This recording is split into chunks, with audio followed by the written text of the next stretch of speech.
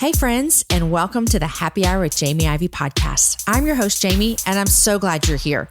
Each week on this show, I invite a girlfriend to join me and we chat about the big things in life, the little things in life, and everything in between.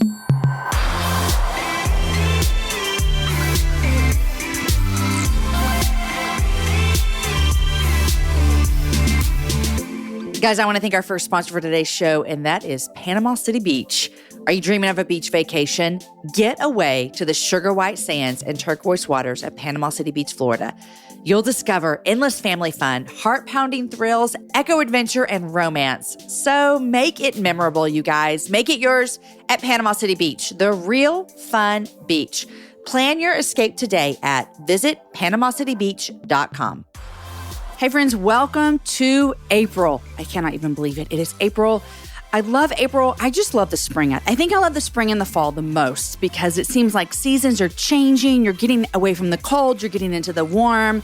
And in the fall, you're getting out of the warm and you're getting into the cold, which here in Texas is really relative because we don't get that cold. But I'm so happy it's April. Today, my guest is Audrey Roloff. She's a Portland girl. She's married to Jeremy, and she's mama to her daughter, Ember. Now, if you have ever watched TLC, which I'm a fan of TLC, chances are you have seen the Roloff's family show. It's called Little People, Big World.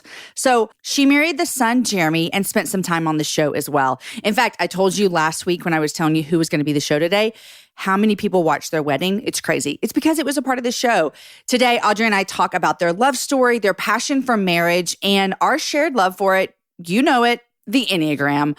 Audrey even shared with me something that I didn't even know about the Enneagram, which isn't that hard. I'm not an expert, but I do love chatting about it. Audrey and Jeremy run a blog called Beating 50%, and it's about marriage. She has a clothing company called Always More, which if you follow me on Instagram, you are bound to have seen me in the hoodie that she sent me this year because it's amazing. They also have a podcast, which I'm a fan of. It's called BTS Behind the Scenes.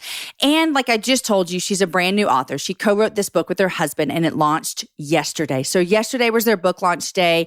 And I know from being a first-time author that book launch day is so fun and so scary and so crazy and so awesome. So congratulations to her. The book is called A Love Letter Life. Pursue creatively, date intentionally, love faithfully. They also have a marriage devotion journal, which we talk about today, which is 6 questions to ask your spouse each week. And they do this every week.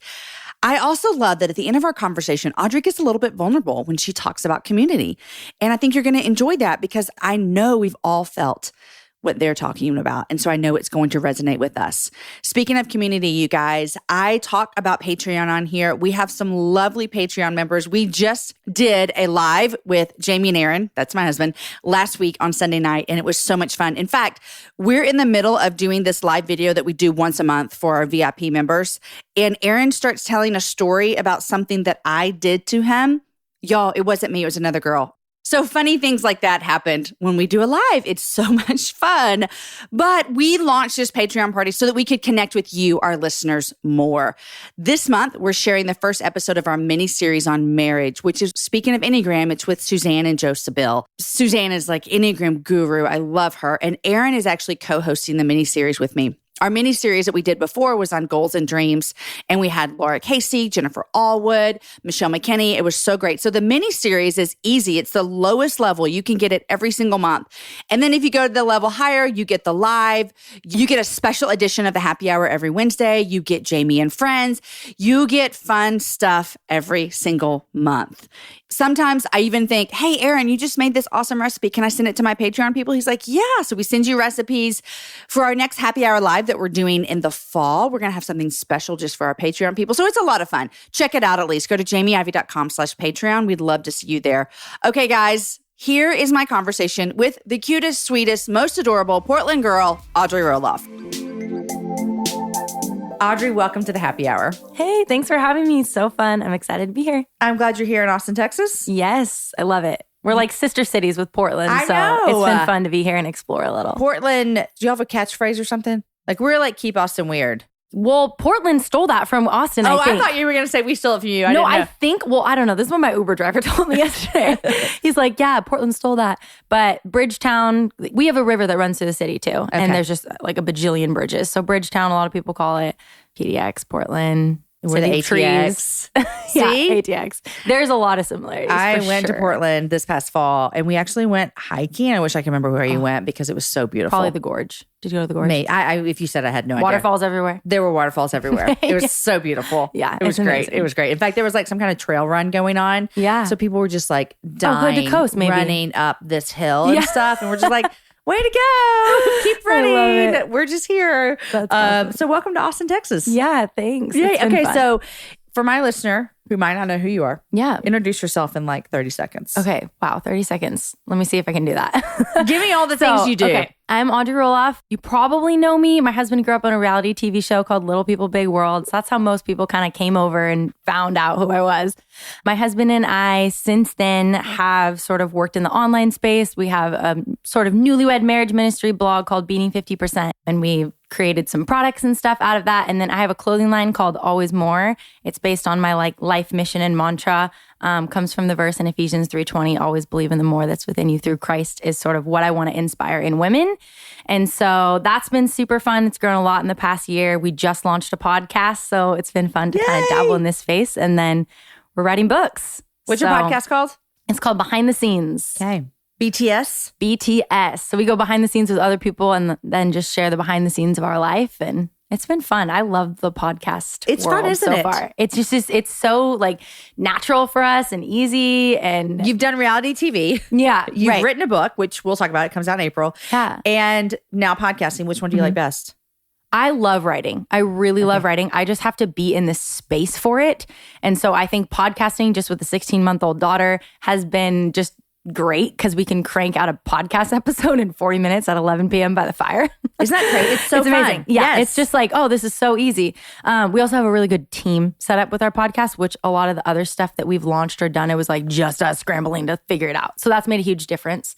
But I do love writing. I just need to get into that deep work mode of dedicated, like focused, unhindered time before I can. I think I'm like that as well. Writing is hard for me. I couldn't come to my office and write for an hour. Yeah. I need to It's like, this is my day to write. Yes. Yes. Same. Yeah. Yeah. When you were writing your book, did you go away? Did you do it at home? Did you do it together? So we co-authored the book, my husband and I, which has had its own challenges. Because we needed to make sure we were telling the same story. And, you probably know already when someone asks you, like, what's your love story or how'd you meet your husband? You probably have both two different versions. Two different stories. Well, we can't tell two different stories. Yeah, exactly. In the book. So we started writing the book actually when our daughter was 3 months old. And then we had 3 months to write it. Oh my gosh.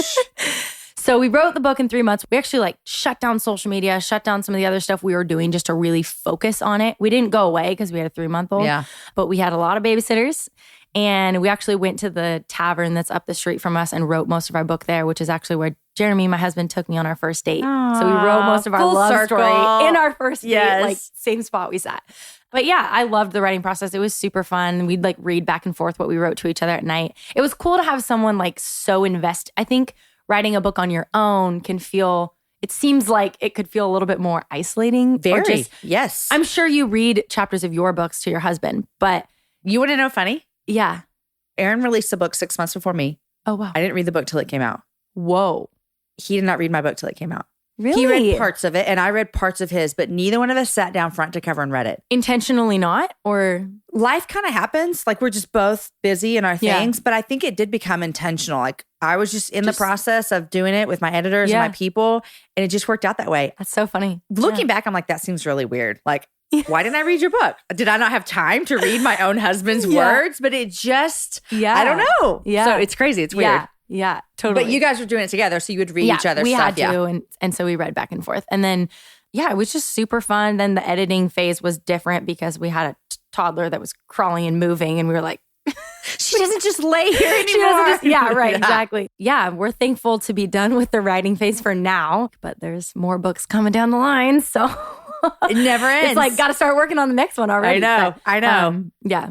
Okay. Can you tell our listeners how old you are so we can get some frame of reference here? Okay. I'm 27. Okay. So 27, mom to a 16-month-old now? 16 months. Yep. This is a fun age. I feel like I've said with every age that it's the most fun, but it's been so fun. I love the personalities coming out and she can move, like she can kind of have a conversation, not really with words, but I know what she wants and I can give it to her instead of just the frustrated stage of like 9 to 11 months where they just can't tell you. Yeah. But she's so fun and cute and just pretty soon she'll be telling you exactly what she wants, and exactly then you're like, how she wants it. Exactly. My oldest is 15, and so it seems forever away from you, but I'm going to turn into a really like old grandma right now, and I'm going to say, Audrey, you're going to blink, and she's going to be 15. Everyone tells me that, and I'm like, and it sounds like people would tell me that, and I'm like, that is so weird. You're such an old lady. Yeah. I'm serious. You will blink, and she'll be 15, and it's fun. It's so fun. Okay, I'm going to be getting to know you along with my listeners, which is so very fun. Now, you mentioned everybody about reality TV. Mm-hmm. I didn't think about this before. You were my 1, 2, 3, 4, just thinking off the top of my head of people that have been on the show that have been on reality TV. Oh, really? Isn't that crazy? Wow. Yeah, that's a lot, kind of. I know. Cool. I'm so intrigued. Especially when you told me that your husband, Jeremy, has been on the show. It's like 16 years. For 16 years, which means, if I'm doing my math right, you met him while he was on the show. Yes. I didn't watch the show, so I didn't grow up watching TV. Knew nothing about it. Well, you didn't grow up watching TV? Not really. Like, yes, we watched movies. Had a TV. Okay. But not reality, definitely. Yeah. I was not allowed to watch any of that. Okay. Even though his family's reality show was good. Wholesome. Yes. Clarification. We're not talking about like Housewives of Atlanta or anything, but But like MTV was a no. Oh. It was a no when I was growing up too. Okay, yeah. And then I would sneak off to my friend's house and try to watch MTV. Yeah. Exactly. So we met when the show was happening, but it was actually, they were kind of in a break when we met. So they weren't like full blown filming for the show at the time. And you met in college, high school? So we met in college. Jeremy, my husband, was going to community college because they were still filming for the show. So he was close to home, didn't know where he wanted to go to school or what he wanted to do yet. I was in a state school. I went to Oregon State and ran collegiate cross country and track. Right? No. I did it wrong. That's Oregon State. Okay. Go Beavers. Beavers. It's okay. It's totally fine. Beavers and ducks. I mean, come on. Like, it's so confusing here. So are y'all the green and gold? No. See, I'm so off. Orange and black. I'm sorry. It's fine. It's fine. It's really okay. Go Beavers. Everyone knows the Ducks because the Ducks won the national football thing a couple years back and Prefontaine and all of that.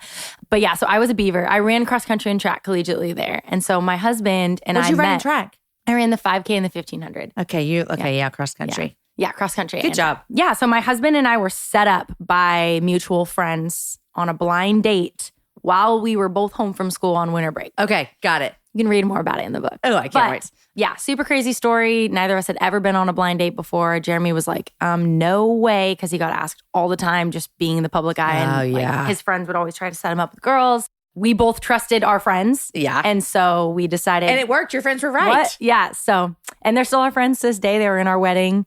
Oh, and they set y'all up. That's so sweet. Yeah. Super so cool. First date, does he tell you, hey, by the way, my family's on a reality TV show? So I knew. I was like, my friends, I knew. And and my friend that set me up like told me. Like, by the way. Yeah. And so like I knew of it and I knew about it. And I knew of their family farm. So they have a pumpkin patch. Aside from the show, that's kind of what drew the show to them. They're these little people, right? Dwarves. And they bought this giant farm. And Amy, his mom, was pregnant with twins, one of them being my husband. And the other one being his twin brother, who's a dwarf. Okay. Short. So that's interesting. I think they're like one of like 10 in the world or something crazy like that. Okay. And then they had 2 more kids and then they bought this farm. Then they have a pumpkin patch. So it's this huge pumpkin operation that they have going on. And I knew of that when I was younger because that was like the pumpkin patch that everyone in Oregon went to. Okay. Like I almost knew of that more than I knew of the show. But anyways, so yeah, first date, we didn't talk about the show at all. Not one word of it. Did you want to know? I would have been not so really. curious. At the time, no. Okay.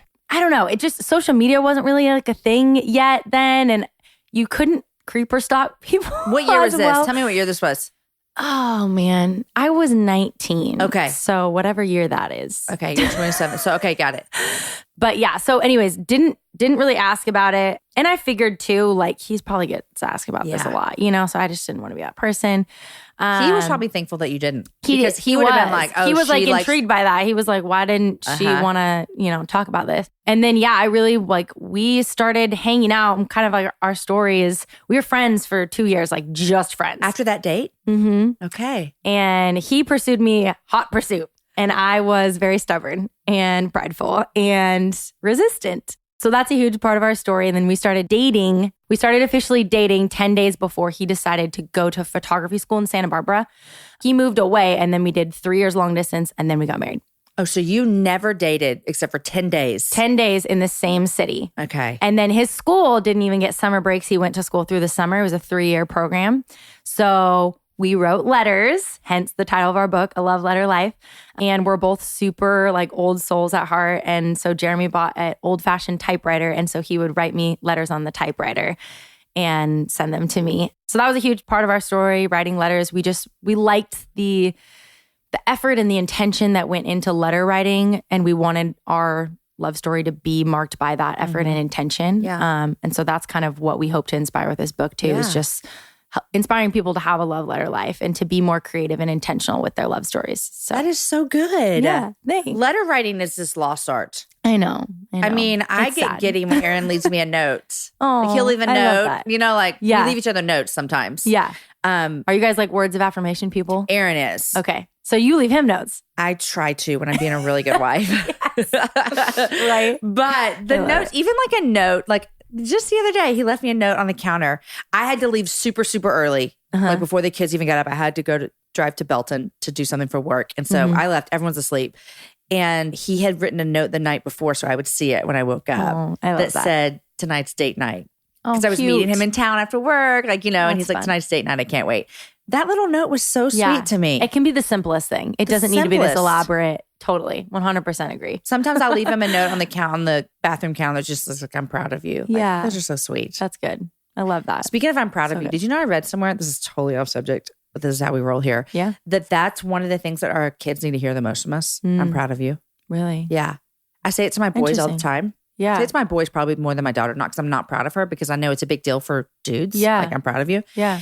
And I say it to them all the time, like, I'm so proud of you. And Yeah. the other day, my son was like, what are you proud of me for? And then I was like, oh, well, let me tell you. And I like listed off all these things. And he had actually been in a lot of trouble that day. Like, it wasn't not like we were just having the best day of our life parenting, but I love listed off that. all these things and he just smiled so big. It was like it meant so much. Good. Yeah. That's So, really good. Let's I all love go that. tell someone we're proud of them. Yeah, today. I'm going to jot that down in my Exactly. parenting Note to notebook self. advice. We're like just scratching the surface of that. Like, Yeah. Just got introduced to love and logic and all the Oh, things. yeah, We're like, all the things. Okay, I'm all about choices now. Choices. Ember, do you Yep. want to have peas or asparagus? You are empowered You to pick. make the I give you choice. all the power. Yes. And right. natural consequences. I know, Yeah. right? We're It's like my daughter going to school without trying a to jacket practice. all the time. Oh my gosh. And she's like at the bus stop, like, I'm so cold. I'm like, I know. I Yeah. told you to put a jacket on. Yeah, Here's right. what you get. Yeah. Okay. Love letters. You guys wrote letters back and Yes. forth. But you did visit each other, right? So I was a like collegiate athlete. So I trained and ran basically Because all cross country year. and track is both seasons. Cross country's fall, indoor track, winter, Yes. outdoor track, spring, summer training. So it was basically like I visited him, I think 3 times. In 3 years? Yeah. Oh, y'all, you were like, this is like 1950 husband goes off to war type of relationship. Well, okay, discrepancy though. He did visit me. Okay, got it. And he also had to fly home to film for the show. Gotcha. So he would, whenever he flew home to film for the show, he would drive to Corvallis and come see me for a day or a night or whatever, and then drive back. Were you on the show when y'all were dating? So dating, we were kind of protected a little bit from the show because Jared was at school. So a lot of the show storyline wasn't surrounded around him. Jeremy. Yeah. Like they filmed him going off to school. They filmed him moving in. They filmed him one time when he was there. His brother went to visit him, stuff like that. But they weren't filming him on the daily. We had just started dating right before he went to school. So they didn't really have time to introduce me, Yeah. which I think like was the Lord kind of protecting us. Because none of our dating relationship was really on the show. And so that's where like a lot of like this book comes into play. Is like we haven't really told, no one really knows This a part lot of our this story, stuff. yeah. And so like we broke up when we were dating and like all these things and what Aren't we you learned so from glad it. that wasn't on TV? Right? And that you don't have to like seriously, that you And have to like talk talk about about it. that. Yeah, it's crazy. You can talk about it on your own terms now. Yes. And not, exactly. yeah. But yeah, so we didn't really, I wasn't really introduced to the TV world until we got engaged. And then Jeremy proposed to me and had his buddy film it. And then they licensed that footage to the show so that they could air it. Yeah. And then all of our weddings planning was filmed. And it was just me because Jeremy was still in Santa Barbara. So it was basically like me filming, going dress shopping, cake tasting, and all this stuff because he was away. Did you like that? Parts of it were really fun and were a big blessing. Because I think everyone's like, oh, I would love to be on a reality TV show, but I think that hard. I like, in the same way that we have platforms in social media and we get to share lives with people and like we get to point people towards truth and we get to like share Jesus. There's hard stuff amazing. that comes with it. But yeah, there's hard stuff that comes with it. But I think at the end of the day, like I'd rather be a story sharer and be in that position and steward it well than not just because I want to protect myself. Yeah. It was a good, like looking back, it was hard. We had our wedding nationally televised. Yeah, I read that. Okay, let me just say this real quick. I like that. Oh, Aaron and I had a big wedding. We had like 500 people there. I wrote it down. Audrey, don't worry. Yeah. 2.3 million people watched your wedding. I know. No worries. We joke about this because we're like, we had to make this decision. We almost didn't film our wedding. We talk about this in the book. We almost did not do it. And we basically were like, okay, do we want to invite 200 people to our wedding or 2 million people to our wedding? Like, what do we... because we wanted our wedding to feel intimate. We wanted our wedding to feel us. We didn't want it to feel like this commercialized thing. Like I didn't want, my friends and my family have never been on TV, never been exposed to it. So then you're inviting them into this whole world. And then I'm like, hey, show up at my wedding. And it's like, TSA, will you sign this release? And all these people in black earphones are walking around. It's like, no, I didn't want that to feel like the environment of our wedding. But I will say like TLC and Discovery and like all of them did such a good job like respecting. We kind of like, here's our non-negotiables. Right. I'm not going to do this, not going to do this. You're not going to film our first look. You're not going to film communion. We're going to have these moments that are protected for us. And then they left during the reception. So like the whole reception was just this party and didn't have to worry about that. In hindsight, like it gave us the ability to share our story. We would not be writing this book if it weren't for that, So I'm very thankful for it, but it definitely had its challenges. Yeah. So. I think that's something that people like don't really realize with people who have, we'll just use the word platform, even though it can make some people feel a little squirmy, but we're just going to say what it is. Totally. Yeah. That people can have this idea that it's just awesome and fun and all these things, but it comes with a really big responsibility. Yeah. Totally. And so the way even you guys are talking about, we had to weigh all of the the options here. Right. And if your goal is to shine the light of Jesus, then how can we do this with what God set up for us? Yes. And for some reason or another, God is like, hey, this is the story I'm going to write for you. Yep. This is the platform I'm going to set you up for. Steward it well. Right. Yeah. 100%. And so I can see the stress of having to do that. Yeah. And both Jared and I are very like, sometimes we over spiritualize things or like we just get too intentional about we just need to give it up and trust and it's going to be okay. You know what I mean? Like we just need to be told that. Sometimes we're more those kind of people. Like we overanalyze the decisions, especially big ones like that. Yeah. So anyways, then we kept filming 5 years into our marriage, 4 years of our marriage. So y'all were a part of the show then?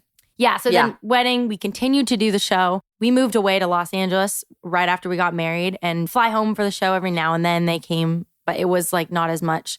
Then we moved home. We actually moved to Bend, Oregon, which is like the best place in the entire country. Actually, maybe I shouldn't be telling people because I don't want them to move there. I know. There's these bumper stickers that people have in Bend that say, Bend sucks, don't move here. They have the same for Austin too. Really? Yeah. But yeah, so we lived there for 2.5 years. It was amazing. And they filmed a lot of that. Because then we were closer. We drove to Portland almost every weekend to film while we were living there, which is like a 4-hour drive. Just recently, when we found out we were pregnant with Ember, surprise, pregnant, okay. Wanted to move back home closer to family. So we moved back when I was pregnant, about 6 months pregnant, to be closer to family, had our daughter there. And then right after we had our daughter, we were like, we're done with this. Yeah. So we kind of made our exit. Was that a decision because you were a mom now? That was a huge part of it. Yeah. We always said like we didn't want to raise our kids in this environment. That was a huge part of it. Also though, like for a long time, we had kind of been just like wrestling with like, okay, Jeremy's ideal career was not to be a reality TV star. Right. It's not really what we wanted to be known for. It is what we are known for. And we're thankful for it allowing us to like open up other doors and other opportunities. Yeah. But it has been kind of a hard transition for us to, all these people that are following us, they're following us because we're reality TV people. But then like we never talk about reality TV ever. Like I never ever. It's not even a part of your life anymore. You wouldn't know I was on a TV show unless you knew because you were following me from that. Right. Like we talk about Always More and books and Being 50 and what we're passionate about on our podcast. And it's been hard to kind of get people to go like, all of a sudden we're like talking about these things and they kind of didn't expect us. We talk about Jesus and they're like, wait, what? Like, huh? Are people, have they been like receptive to that?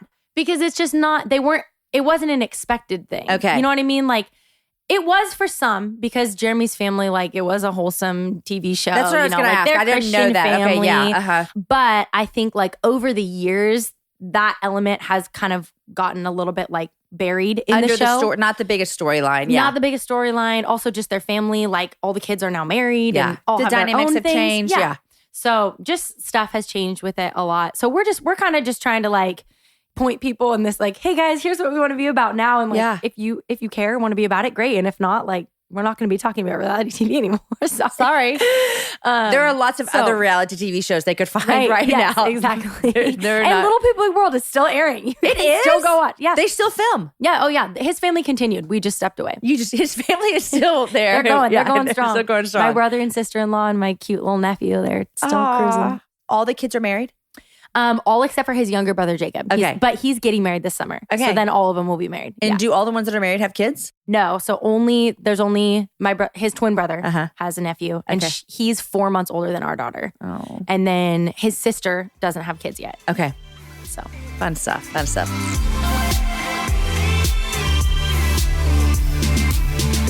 Okay, guys, I want to take a break from the show real quick. I know you're loving my conversation with Audrey, but I want to thank our sponsors for today's show. This podcast is brought to you by Thomas's English Muffins.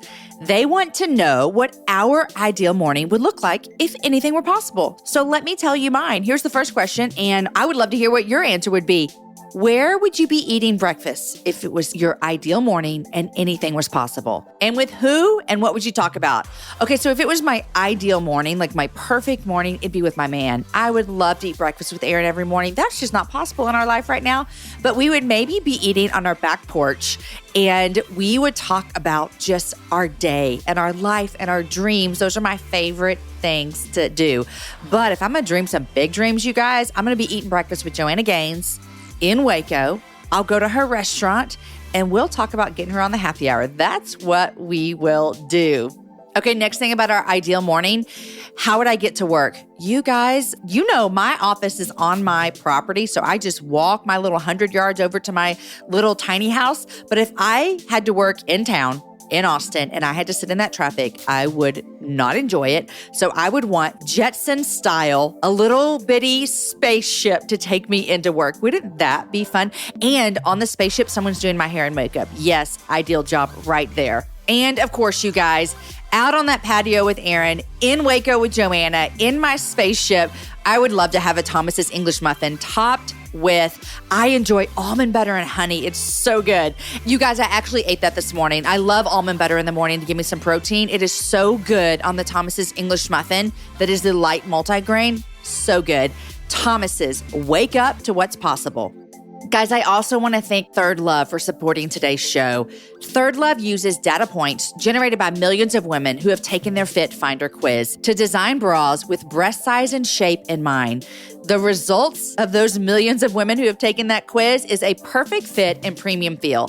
Here's what you're going to do, guys. Just simply answer a few questions and you're going to find your perfect fit in 60 seconds. Then, once you receive your bra, you can wear it and wash it and put it to the test for 60 days. And if you don't love it, guys, you can return it. Third Love will wash it and donate it to a woman in need. It's all a part of their 100% fit guarantee.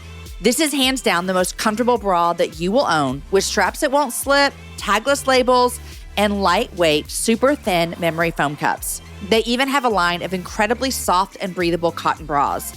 My most recent bra that I have from them is the Everyday Lace t-shirt bra. I love this bra and it is exactly like it says. It is perfect for every day, but it's still a little bit beautiful with the lace details that are on there. I took the quiz, I got the perfect fit, and I love my Third Love bras. Third Love knows there's a perfect bra for everyone. So right now they're offering all of my listeners, which is you, 15% off your first order. I want you to know it's a really good deal. Go to thirdlove.com/Jamie right now to find your perfect fitting bra and get 15% off your first purchase. That's thirdlove.com/Jamie for 15% off today. Okay, so reality TV is kind of where this all started, but I love hearing you talk about how you're super honest about, here's what got us here. Yeah. Yeah, but now what are we going to do with it? Okay, so you're passionate about marriage. Yes. Why are you so passionate about marriage? I love marriage and I'm passionate about it. Yes. Why are you so passionate about marriage? So when we got engaged, one of the things, we got engaged kind of young. I mean, I don't know what you guys would consider young. I was 22. So I got married at 23. I just turned 23. So yeah. And I know on the West Coast, it's a little bit like, whoa, they're young. You know what I mean? In the South, it's not as weird. It's like, you're too old. Yeah. So, but for us, we got tons of pushback from people just being like, get ready to lose your freedom, buckle up, like making these just really negative remarks about marriage. Friends or like strangers because of? Strangers because of platforms, but also friends and even family making just like the sarcastic, like, oh boy, buckle up for marriage, And we were just kind of like, well, what? Like, why don't people talk about like the really good parts of their marriage? And why aren't people encouraging us as newly engaged couple? And we just like, both of us are kind of romantics at heart, and like we got a thing for love stories and typing love letters. I love it. Yeah. So like there's a little bit of an element of that. And then after we got married, all these people watched our wedding, and it was just kind of like what people were interested in. And so like people ask me like, what made you guys feel called to marriage? And it's like, I don't know that necessarily we feel called to marriage. And I think calling is a word that kind of scares me. And I'm like, I don't know. Like, I think God might call me to a lot of different things. Right.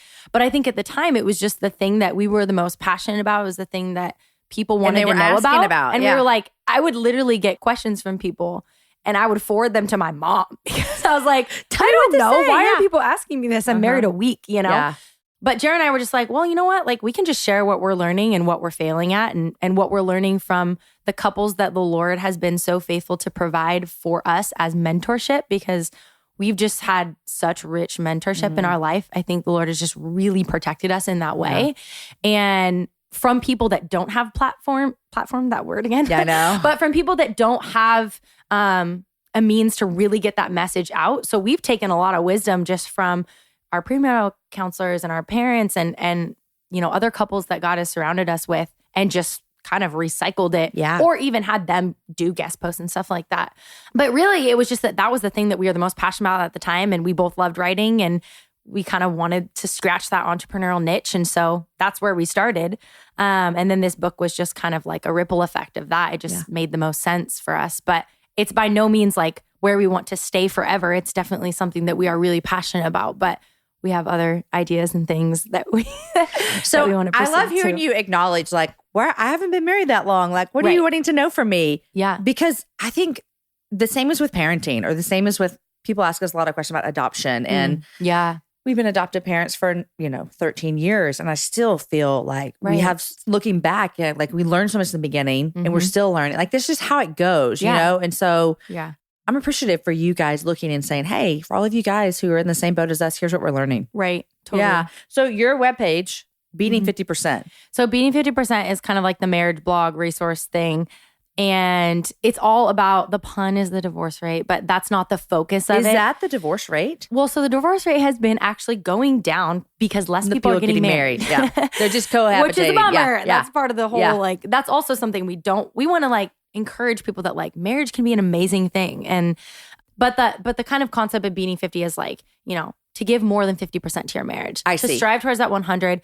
And it kind of goes back to like my life mantra thing, always more. It's just that you can always give more to your marriage. Just believing that you can always give more. There's always more ways that you can love, serve, grow in your marriage.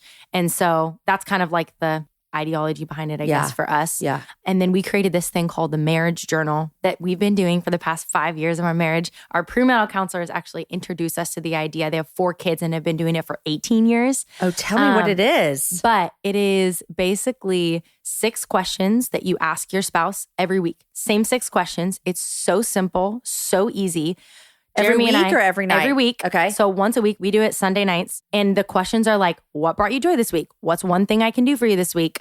Is there any unconfessed sin or hurt, anything that we need to reconcile? What's a dream, craving, or desire that's been on the forefront of your mind? I can't remember the other ones. Yeah. But every week, they're the same questions over and over. And we just felt like those were the questions that, like, in your marriage, when you never have that good time to talk about it. Yep. It was like, that was the good time to talk about it. We are guaranteed that time every week to ask those questions. And it's been like the best communication tool in our marriage. I'm not just saying that because we created it. Like, we literally do it every week. So hard things have had to have come up. So some weeks it's 2 hours. Some weeks it's 2 minutes because we're so tired. And right. Yes, hard things have come up. And it's an opportunity for us to like not linger in bitterness, because we know we're going to get that question. Is there any hurt or unconfessed sin? And like sometimes there were weeks in our marriage where I like dreaded that question. Because you had something. I don't want to talk about this, But it kept us just in this space of honesty and communication. And also like, what's one thing I can do for you? It's one simple thing I can do for my husband that week. How can I pray for you? We take a sticky note and we write those two things on a sticky note so we can like remember throughout the week. Yeah. Because otherwise it's just in the journal buried. Sure. Yeah. But yeah, it's 52-week journal. We wrote like devotionals to start each week for people. But that's been like a huge, huge help in our marriage. And lots of people have kind of gravitated towards that. So that's kind of like become a huge part of Beating 50 is that journal. Yeah. So I think about that even, we've been married, this summer will be 18 years. Oh, wow. Yeah. So cool. But even like when you're talking about just those like that time on Sunday night answering those questions, as you guys already have full busy lives with work and stuff, but as you're adding kids, as you're adding new careers, as you're adding new things, it gets crazy. Which like I can't even fathom, but I know is true. I mean, it is crazy. Like Aaron and I are like, we're sticklers for date nights, but sometimes we only get 2 a month because we have all these kids that have all these activities and, you know, all the things. And so I can see the value in saying every week, we're going to sit down and answer these questions. Yeah. I'm sure you've had phenomenal feedback from people who have taken this little challenge. And you can do it. Like, you do not have to be religious to do it. I mean, it's just like the simplest. Yeah. It's so easy. We have couples that are in their 70s do it. And then we have like 20-year-olds doing it, you know? And it's just like my parents do it, you know? Like, it's just easy. And so sweet. Yeah. So sweet. Yeah. Okay. Tell me about your clothing company. Okay. So I was a distance runner in college and all through high school growing up. And I used to write Always More on my arm. It was like a motivational running reminder. You know, Audrey, you can always give a little bit more. Yeah. And so it started as that. And then I used to write it on my arm all through college, and other girls on my team started writing it on their arms. And then when I had like a blog at the time that was like totally like boring. Yeah. I'm sure it wasn't. But I wrote about writing and my faith. That was like the main thing I wrote about. And so Always More was kind of like the main consistent theme through it. A couple years ago, I think, now it's been like 3 years, I was like, well, it'd be fun to put Always More on some t-shirts. So we started dabbling in the retail space. And again, that was kind of around the time we were like wanting to leave corporate America and scratch that entrepreneurial niche. So we launched this clothing line, Always More. It's about inspiring women to always believe in the more that is within them through Christ. Comes from the verse in Ephesians 3:20. And yeah, so it's just about like inspiring women to believe in the more that's within them and the more that they can give through Christ's energy and strength. And then also like the more that there is to discover about God and who he is. And it's not just about the more that you can do or be, but it's about like the more of who God is because he's infinite and we are not. So you have a clothing line. Yeah. So it's been super fun. It's like, it's all like comfy stuff you can wear every day because I've seen some of your stuff online. Like that's we'll hook you up. The sweatshirt that you the Sherpa. I'm like, I would never ever take that off. Yeah, it's like I don't. And Jeremy stole mine and started wearing it. I'm like, you can get your own. And then I was like, oh, like we could totally make these for guys. So we're like now like maybe we make some more for guys because people were buying them for their husbands. It's like wearing a blanket, literally. But I was like, okay, I want to have stuff that people can wear every day that's like on the mundane days of life. It's going to inspire them to believe in the more that's within them, because if you have $60 to spend, are you going to spend it on that sweatshirt that you love that you're going to wear every day or a dress you might wear once every 6 months? Hey, girl, I'm with you. Like for me, I buy the cozy clothes every time. Yes. So yeah, it's been fun. It's been really fun. And it's grown a lot. Like I think close to 100 girls have Always More tattooed on their body now, which is just like insane. How does that make you feel? I'm like this. Do you have it tattooed on your body? I don't. Do you want a tattoo? I go back and forth. I don't have any tattoos. Okay. Do you? Yeah, I have. Okay. Oh, girl. Yeah. You got it. I go back and forth. Sometimes I'm like, man, like it makes sense because I started with writing it on your body. Yeah. But I'm not that I'm against tattoos. I just haven't done it. But maybe someday. I have 4. Wow. So I have these 2 and then 2 in unseen Do they locations. all have meaning? And no, my first tattoo is dumb. I would take it off my body if I could, but it's a heart on my bikini line, and I was 19 years old. Oh my gosh. Like rebellion tattoo. I always wanted a tattoo. It's funny because I was telling this story the other day. I always wanted a tattoo ever since I was like early teenager. And when I was in high school, some friends I knew got tattoos, but it's illegal if you're not 18. Right. So they had fake IDs, I'm sure. Oh my gosh. And so I had a fake ID in high school. I was bad, Audrey. I was bad. So I had a fake ID in high school and I was going to go get a tattoo because I could. I had this ID. I'm sure I could have found a place that would do it. And this guy I was dating was like, you know what? You should really just wait until you're old enough to make sure you like it. Yeah. And I'm like, I've never had anything good come out of bad dating relationships, but that advice was so good. That's so funny. Because I waited till I was in college, and so I was legal. But it's funny. I mean, I've had a baby. The heart doesn't really look much like a heart anymore. That's amazing. Yeah, but so I'm a fan of tattoos, but I always think you should never get a tattoo if you're like, I don't know. Yeah. Like you need to be like, no. Yes. If I ever got one, it would 100% be that. It like absolutely Where would would be you put it? But I don't know. I think that's maybe the thing I too. struggle with is like, gotta put it somewhere where I can kind of hide it. But then what's the point of putting it somewhere you can hide it if you're not like, because I wrote it on my arm so I could see it. Yep. I know. I'm the same way. I'm like, so I don't know. Yeah. It sounds like you're not ready. Yeah, not ready yet. Does Jeremy have tattoos? He maybe. Oh gosh. I just got nervous. We can cut this out. No, Does Mrs. Roloff not know about these tattoos? We'll just put the question mark on that one. Okay, maybe. Mrs. Roloff knows. It's okay. Okay, so that made me laugh so much. Okay, let's talk. You really love the Enneagram. I do. What do you love about Enneagram? So for me, I just think like I'm really into all that kind of stuff. Okay. I love self-growth, self-discovery, and not in a way where it becomes an excuse. I think people need to be careful with that. I'm sure you've heard this, and you know this, but a lot of people can be like, oh, well, I'm this number, and so therefore I'm going to be this way. But like, it's making an excuse for like sin. Right. Yeah. And so like the Enneagram has been like the most helpful because it's so comprehensive. It's got so many layers to it. It's not like, here's my Myers-Briggs or here's my Strengths Finder. It just, I don't know. I've loved that about it. I love the roots of it. We've like even studied like where it came from. Like we had Chris Hewitz, the guy that wrote Sacred Enneagram, on our podcast, and he's just like brilliant. Which is a book I want to read. Yeah. But yeah, like Path Between Us, Road Back to You. Loved both of those books.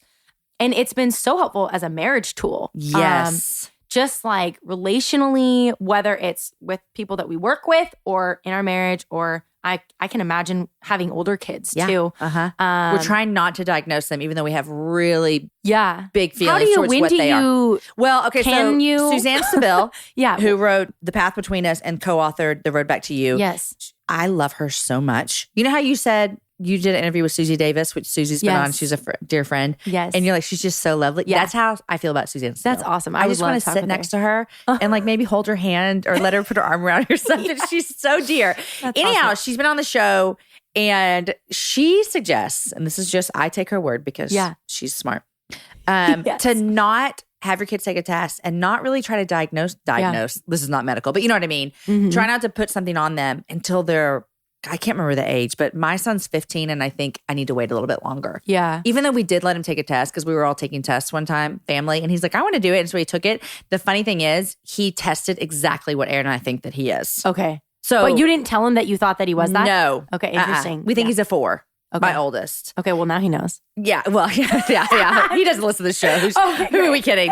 But yeah, so it's interesting with kids. Yeah. Is you start to like see, and my other 3, one of them, we kind of have a suspicion. The other 2, we're just kind of like, we don't know. So it's fun to kind of see how it goes. But Suzanne thinks that it is in us from the, I believe that. In us. I believe that. I thought, can trauma or tragedy? And childhood she's like, wounds. no, it's in you. Yeah. I think so too. I believe that. I think that a lot of it, I think your childhood can shape it. Mm-hmm. Like the childhood experiences and the childhood wounds and like all that stuff like can shape it, but I don't think that you can change That's numbers. what she said. Yeah. So you're an 8. I am an 8. Explain to people. Surprisingly, like I think that everyone in the world knows about the Enneagram. Yeah. But whenever I talk about it, some people are like, what are you talking about? These numbers. And so can you explain it well? So yeah, we'll do it together. Yes, we'll do it together. You'll fill the gaps where I can't. But yeah, so it's like 9-point personality typing system. Basically, there's no like, it doesn't mean that no because good, I'm no an bad. 8, right? It doesn't mean I'm better than a 1. It's just, that's what they're called. Each number has its own like nickname that people use. Some people don't like the nicknames, but it's basically a self-discovery for self-growth tool. Great job. And that's what we've loved about it. Shows us the box we're in and teaches us how to get out of it, not to stay in it. And so I'm an 8, which is the challenger. And very justice-oriented too, right? Yes. Okay, yeah. Yeah. Do you know a lot of female 8s? Because there's not many. You know, I don't. I think one of my kids might be an 8. Oh, really? Maybe, yeah. I mean, we're just figuring it out. So misconception, you're technically not supposed to tell people your number, but I know a lot of people do it because then it's a fun conversation to have. You can talk about it, whatever. But then people can like prescribe onto people That's or make so these true. assumptions. And so it's supposed to be a self-discovery, self-growth thing, not like a Everyone projecting. asks though, what's your number? What's your number? I know. And it's a fun conversation to have. That's what I've been told. I've just been told, like, technically you're not supposed to, even though we do it all the time. And then we you know literally do it someone's all the number, time. you're like, oh, that's why she does that. Yes, right. Because then I don't want to do that for my friends. I don't want to go like, oh, she's such a 2. You know? Yeah, Like, that's I don't want to do that. yeah. Like, I don't want to be that person. So, but yeah, I'm an 8. I'm a challenger. I challenge everything. 8s are like the need to be against. I've seen it a lot in my relationship with the Lord. Just like everything I read, I'm like, I challenge this before I know it. But then once I know it, I'm like, You're all in, yeah. And I think there's levels of the Enneagram where, like, Suzanne probably talked about this, but like you can be a social 8 or a sexual 8 or there's another one, I forget. But there's like 3 levels. So your number actually has like kind of 3 wings with it in it, separate from like the wings that you can also have. Yeah. So like, I know when you say you're an 8, it's kind of like people are probably thinking like, oh, well, she's this way. But there's then like so there's so many much to it, layers yeah. to it. Like I'm like probably one of the most compassionate people. Like I'm so compassionate for an 8. Mm-hmm. Like I see a hurting puppy and I'm like, no. Yeah. Like that's me Uh-huh. to the point where like I burn myself out in exhaustion from like trying to save everyone and everything. Yeah. And so like which isn't really common in 8s or it exactly. is in certain kinds of 8s. So yeah, it's been just so huge. My husband's a 9. Peacemaker, right? Peacemaker. So very different. We're referred to as fire and ice if you look us up on Yeah. the Enneagram. Yeah. Because he's like, no conflict. And I'm like, bring on the conflict. Because Yeah. conflict is where intimacy is going to come. And then I'm going to love you and know you better. You know, which is like some people's like My worst nightmare. Yeah. Uh-huh. Sorry, I promise I won't. No, it's great. But not like, I also think like I've learned a lot from knowing that about myself, that my approach to conflict has become much healthier. I used to just like say these brash things to like spark conversation in people. And I've really learned to just kind of like not do that, Yeah. just to get a reaction from people and spark a conversation, like to just be a little bit more sensitive to that. And that's one of the reasons I love it. You know? So. I've learned a lot about it's helped our marriage some as well. Aaron's a 3, I'm a 6. Okay, yeah. And 6 is the loyalist. Yeah. But we also are motivated a lot by fear. And so I'm a very worst case scenario type of person. Even in work life, I'm always like, I mean, we've been doing happy hour live events this is like 7 weekends. So like, Wow. you know, Yeah. we do them twice a year for however many. And they sell out every single time. And every single time I put tickets up, I think, will anyone come to this? What? Like it's just, but that's just this. But knowing that about myself, Yeah. I kind of go, it's teaching me to trust myself a little bit more and to Yes. trust the process and trust all the things. And it's helped our marriage because before Aaron would be like, it's so dumb that you think that. Yeah. And when I told him, like, it's kind of belittling to think that my fears are dumb because they're so real to me. Right. So no longer is Yeah, he like, that's interesting. dumb, but he can just be like, oh, so that's how you Oh, feel. yeah. And that's good. it. He doesn't, you know, so Right. it's been good. People ask Really me, and I'd good. love to hear what you say. People ask me, how do I figure out my number? I say, listen and read. So I I would think agree. the tests are helpful, but I tested different than I actually am. Yeah. I think the test can give you like, if you take the test, whatever top 3 numbers you get, you're probably one of those top 3. That's how And mine then was. go Yeah. read about those 3. Yeah. And, you know, Enneagram Institute the crap out of it. Yeah. Enneagram Institute is like what I found to be the most Yeah. helpful, best. They know their stuff. I it love seems listening like. to podcasts about But it. yeah, all the reading, yeah. podcasts, All the books. podcasts. People are The listening, podcasts are are great. podcast listeners. So go listen to a Great. podcast about it. Yeah. You're already there. There's so many. We have one too. There you go. There you go. Everyone needs to go find it. Okay. So one of the things that you had mentioned that you were kind of struggling through right now, which I think is really common for women, is about community. Finding community, struggling with community. What does this look like for you guys right now? Yeah. Yeah. I'd be curious to know what it looks like for you guys too. So we had this time when we were living in Bend of really rich, intense community. We did house church with 10 to 15 families. It kind of grew while we were there. And it was just the most like spiritual growth we've ever experienced. Accountability, like literally doing life with people. If there was a need among us, it was met, you know, like, and all the kids just in church. Like it was just such a beautiful It feels thing. very like, It was like, New Testament this is looking Acts. church. Yeah, You know what exactly. I mean? And I'd never experienced that. We grew up in bigger churches. You know, West Coast doesn't have the mega church, but then when we moved to LA, we went to Mosaic, which is a really big church.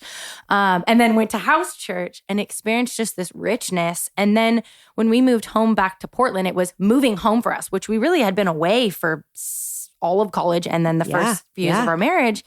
And so all of a sudden, all of our friends, our old friends had kind of plugged in to where they wanted. And we're kind of like just set there, you know?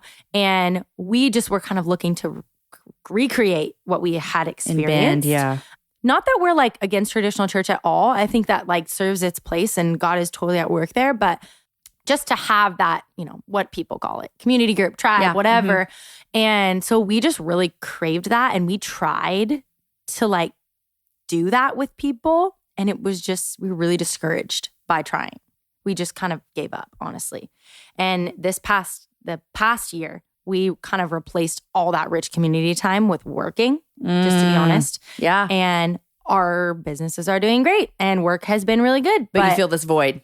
100%. We're like isolated and we work too much and we don't have people speaking into our marriage and calling us out on our stuff. And we need that. Yeah. Especially being in a place where like you're speaking into so many people. A lot of people. Yeah, exactly. We need people checking us. And so, and I think that like one of my friends, I have a lot of really close friends that live across the country. And maybe you feel this way too, but like my girls that I can like call that like kind of they do what I do in some way so they can get my struggles. Cause I think sometimes maybe you feel this way, like talking to my friends about like a struggle that Jeremy and I are having with working together and this thing that we're about to launch. Like my friends that like, you know, work at Nike or whatever, like I love them and they can speak into other areas of my life. But it's hard for me when I start to share that struggle, I kind of feel dumb. Even though I know it's not, like that's my struggle, but like. Totally. So I have my girls that like I call that live across the country that kind of get like, and I think it's important if you work whatever in this you space, do, you have to have people that work in your space too that get those struggles, that kind of burn for what you burn for. Yeah. You know, like, and we've had a hard time finding those people in proximity. Yes. And so I just think like, I don't know, like it's been a hard thing for us. And Jeremy has a huge like side passion heart for just what's happening in the church and just kind of like bringing church back to like what it was supposed to be. He always says like, we win them to what we win them with. So if we're winning them to church with these things, we're going to win them to those things. Coffee and music and all these things. But if we're winning them with Jesus, we're going to win them to Jesus. Right. You know? So I don't know. That's just, we're wrestling through that. We're trying to figure out what that looks like. What does it look like for you guys? You need some sweet older couple. 100. Oh yeah. Who wants to just have you over for dinner once a month and just pour into you. Yes. That's what you need in your life right now. Yeah. Honestly, we actually do. We try to once a month meet with an older couple. Yeah. And so like, and I'd say we actually do that. We do once a month, but they're like, it's like one of our friends from Bend when we go to Bend. Yeah. And then like, you know, it's not the same couple every time, but still those things are like life-giving, hour-long dinner conversations. Right. And those have been huge. But just that day in and day out life, like the friend that I can call up and like come watch my daughter, but also like gets my struggles and I can help. And I think too, just for Jared and I to be able to like serve in a tangible way, we're just trying to figure that out. Yeah. It is a dance. And I'll tell you, you're going to be doing that dance forever because it looks different for us now with 4 kids and 3 of them being teenagers. Right. So it's hard to do things because they have, and it's not even like our kids are doing 18 different things. It's just, there's 4 of them doing one thing each, you know? And so that just gets difficult. And I think finding community in unique ways, like having girlfriends, like you said, that for me, live across the country as well. They get what I do. Yeah. And then even just having, I think there's something special to some of my friends here locally who don't do what I do. There's something kind of refreshing. I totally agree with that. You know what I mean? To be able to just come and not have to be podcaster, speaker, writer. Right. But I've had those friends before I became this. You know what I mean? So I'm not meeting new friends and then feel comfortable in that space. Yeah. If that makes sense. I can totally resonate with that because like I've had the same group of like childhood best friends. They're all so close. And I'm really close with them too. They're all in my wedding. Kindergarten, met them. They all live in the same neighborhood, a mile from their parents still. All of our parents are friends. It's like that thing. Yes. And and I love them dearly. I just, over the years, have kind of been the one that's maybe I've gone away. They all stayed and I left. Yeah. And I'm coming back and I'm so grateful for those friendships because they did know me before this and that they are refreshing. They are refreshing. You know? Yeah. But I think I need both. Yeah. You know? Totally. And so Yeah. I think it's just good that the conversation is happening for me, you, anyone that's listening, is to acknowledge, here's what I know that I feel that I need. There's a void. Yes. And how am I going to find like unique ways to figure out how to help this situation? Yeah. And it looks different all the time. When you add another baby, it looks different. You know, it's just everything. It's just adjusting and readjusting. Yeah. Yeah. Okay. What 3 things are you loving? What are you reading? Okay. Loving. So have you tried? Oh, I can't wait. The juniper latte from Starbucks. I don't even know. Juniper berries. Erin has made a juniper berry cake before. Okay. Well, gin. Yeah. Is juniper berry. It's vodka with juniper berry. Literally, that's what gin is. Gin is vodka? Gin is literally vodka with juniper berry. I've never heard this in my entire life. I'm not a gin lover. I'm not a gin lover. Okay. So it doesn't taste like gin, obviously. Okay, but wait.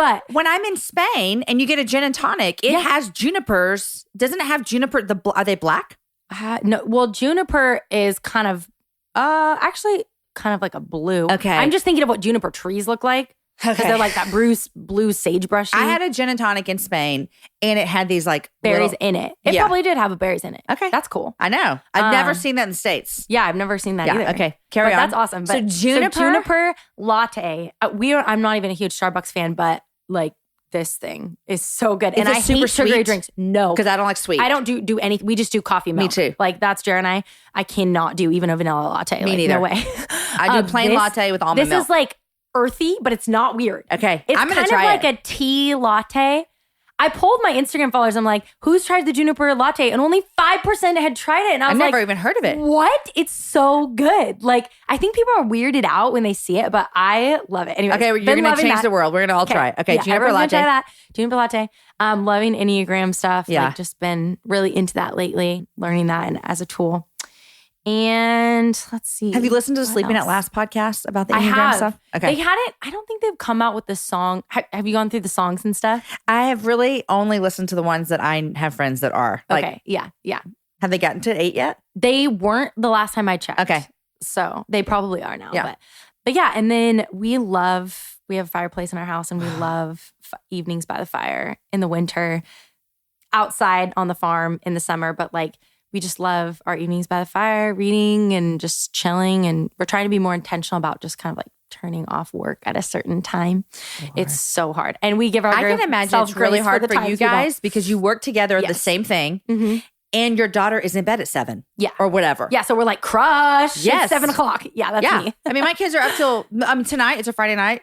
They want to hang. We will hang till midnight. Yeah. Yeah. Yeah. Totally. Okay, so fire. We have a fireplace as well. Yeah. It's a weight of my heart. Oh my gosh. Yeah. Aaron knows if he wants to like really show me that he loves me, he'll build me a fire. Yeah. So we named our daughter Ember because we fell in love around a campfire pit. Like fires are like so. Jeremy has to build a fire at least once a week or he just doesn't feel like a man. So yeah, that's a huge thing. We've been loving that. So that's awesome. Okay, what are you reading these days? I'm reading a lot of Jesus Storybook Bible. The best. Honestly, I've been in a dry spell of reading because we've been in this writing mode. I didn't read much when I was writing. You can't. And I love reading. I love books. You should see our house. It's like when we move, it's like we're moving I love books. It. Yeah. But yeah, so we love books. But Jesus Storybook, I've been reading obviously a lot of Enneagram stuff. I really want to read Storybrand. I have it and started it, but I haven't finished it yet. Donald Miller. Have you read it? I think I have a long time. Or gone through it. Yeah, no, I haven't gone through it, but I think Aaron has it. But have you read anything else by him? I've read older, like I've read Blue Like Jazz and The Desert One. Then I started the one, his more scary close. Yes. That's the one I haven't finished it. Did you love it? I liked it a lot. Okay, yeah. That's good. Yeah. I just have heard amazing things about Storybrand. I think it'd be really good for Jared and I to go through. So I have that book. I've started it, but. And they do the conference too, I think. Is that the conference they do? Story? They do like, I don't know if they do a conference, but it's event. You can go through like the Storybrand class or whatever. Yeah. But yeah, just heard amazing things. Yeah. So it's good stuff. Good stuff. Yeah. Jesus Storybook Bible is just. I know. It's like literally, so I read it to Ember. I read Ember a chapter every morning. We're just trying to get in the rhythm like early. We want to read the Bible to our kids every day. And so like, she's sitting there in my lap, squirming around, but she's actually gotten better at sitting there because she knows to expect it now. But it's so good. It's like, so good. I read it and I'm like, wait, it's just written really well. Oh, and it's Sally so Lloyd easy. Jones is just the dearest. This is just amazing. So a lot of my Bible time lately has been that. Yeah. Which I'm just kind of like, that's just the season right now. And I've had rich seasons of hour-long morning times. Yep. And right now it's this. Yep. But yeah, we love it. I So highly good. recommend it if anyone's listening and you haven't, and you have young kids. Oh, yeah. Get the Jesus Storybook Bible. So good. And I wish all the time I work and volunteer at the jail. I wish all the time I could get those Bibles in there. Oh, yeah. But they're hardback and we can't take hardback in. Why? I guess you can maybe Injure. do something with the hardback book. I don't know. Interesting. I know. I take a lot of books to the jail that I get, like after I read them, or if I don't ever read them, like I'm like, oh, these girls would love it. Yeah. But I can't take hardback books. Wow. Is your book hardback? It is. Can't take it. Shoot. Dang it. I can't take my own book. Weird. I know, right? Huh. Note to What self. did the jail thing? Tell me about that. Oh, I volunteer there on Tuesdays with a program when I'm in town and when I'm not crazy busy. Yeah. So I started 3.5 years ago, and it's just been one of my most favorite things I've ever done in my entire life. And we do a class. so We do a cool. 6-week class with the girls, and then we just repeat it every 6 weeks.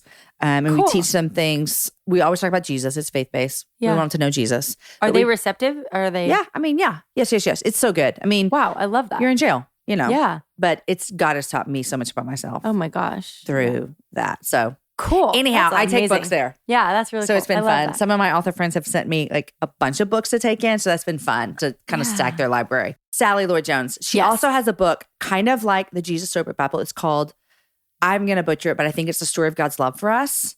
I always I bring it don't up know. if people love that book because when she came out with that new book, I got a copy and I was reading it and I was like, this seems so familiar. And it's basically the stories from the Storybook Bible, kind of more adultish in this book. It'd be Amazing. Okay, I perfect definitely am for gonna like get it. a new believer, Yeah. someone seeking, whatever. So just this, Okay. I'll correct Yes. it in the show note if it's wrong, but the story of God's love for us. Definitely. I will definitely get that Sally Lloyd Jones. on my flight home. There you go. There you go. Yeah. Audrey, this has been so fun. So fun. I fun. am so excited to see what you and Jeremy are going to do. Thank you. Congrats. Yes. Thank you. Keep loving It's each been so other. fun. Yes, we Keep will. pushing towards each other and answering those great questions. Yes, we will. And thanks for sharing your life with us today. Yeah. Thanks so much for having me. This has been amazing. Is it possible to make a butter hot tub? Yes, it's called Thomas's English Muffin, and it's possible thanks to the nooks and crannies texture. Thomas's, wake up to what's possible. Okay, friends, I told you that you would love her. She was super sweet. I love how much she loves marriage. It's a girl after my own heart. Erin and I are such big fans of marriage.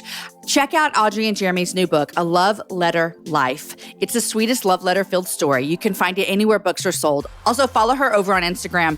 I'm a fan of following people that are encouraging on Instagram, and I can guarantee you that Audrey is just that. Today's show was edited by Chris with Podshaper, and the music was developed for the show by Matt Graham. Show notes are written by Aki Slockers, and this whole thing is organized by Lindsay Sweeney. Next week, my guest is Nicole Eunice. Nicole is a mama. She is a lover of God's Word, a teacher of God's Word, a pastor. And we sat down to chat a couple of months ago while we were both in Dallas. In fact, I was there for a conference, and she was just flying through to go preach on the West Coast, and she gave me an hour of her time in my hotel room. It was just lovely. The conversation that we had was super encouraging, and I know it's going to encourage the heck out of you. So make sure you come back next week. You guys, enjoy your week. Share the show with a girlfriend. Have a happy hour with a friend, and I will see you back here next week with my friend Nicole.